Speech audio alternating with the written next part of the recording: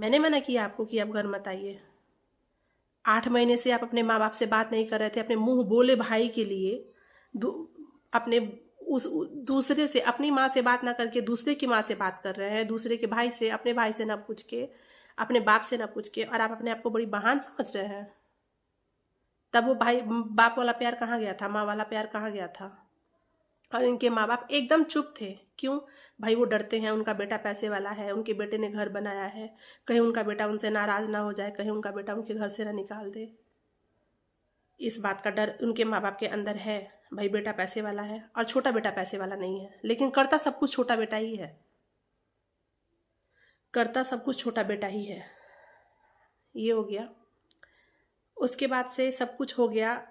जब ये लोग चले गए वहां तक मेरे सास ससुर जेठानी किसी ने कुछ नहीं बोला कि हाँ रजनी से पीछे हट जाओ, उसके पति आते हैं तो बात करो। मैं खराब थी, आप लोग तो अच्छे थे। मुझे कुत्ते ने काट लिया था, मैं शराब पी के भौंक रही थी। आप लोग तो चुप रह सकते थे, क्यों नहीं आप लोग चुप रहे? जाहिर सी बात है, आप लोगों ने बोला है तो मैंने बोला है, और वो भी आपके लहजे में नहीं बोला है मैंने। भसुर थे, पीछे रहते हैं, बोले ये 4 थप्पड़ मारना चाहिए ना, दिमाग सही हो जाए इस औरत का। छू के दिखा देते जरा, वो औकात भी आपकी पता चल जाती। छू के दिखा देते मुझे। क्यों नहीं मार लिया आपने? वो शौक भी पूरा हो जाता। गाली तो आपने दे ही दिया, अपनी महानता का परिचय आपने दे ही दिया। मुझे भैया मत बोलना, तुम लोग भैया कहने का हक खो चुके हो। याद रखिएगा इस बात को। आपने कहा है तुम आओगी मेरे आगे झुकने, ना, ये रजनी है।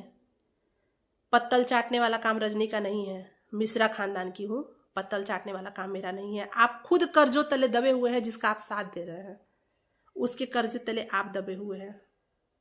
इसलिए आप उसका पत्तल आप अब मुंह से मेरे निकलवाइए मत। आप कर रहे हैं, मैं नहीं कर रही हूँ, मेरा पति नहीं कर रहा है। ठीक है? मेरे पति ने इतना कुछ होने के बावजूद अभी तक ये नहीं पूछा कि भैया आपने ऐसा क्यों बोला।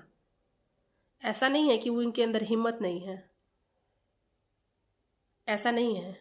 वो ये चीज देखना चाहते हैं कि दो भाई अगर लड़ेंगे, दो भाई अगर आपस में लड़ने लगे तो लोग क्या बोलेंगे। लेकिन ये लेके दूसरी बार है जब मेरे जेठ जी औरतों की तरह मुझसे लड़ने आए हैं।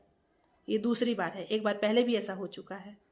7 साल से मैं सब कुछ बर्दाश्त कर रही हूँ, अब पानी सिर से ऊपर हो चुका है। मैं कुछ नहीं बर्दाश्त करने वाली, मैं एकदम चुप नहीं रहने वाली। मैं तब तक नहीं बोला गया। जैसे ही वो लोग, उन लोगों की, उनको जाना था, अपने ससुराल जाना था, ससुराल से उनको आज उनको दिल्ली जाए, भाड़ में जाए।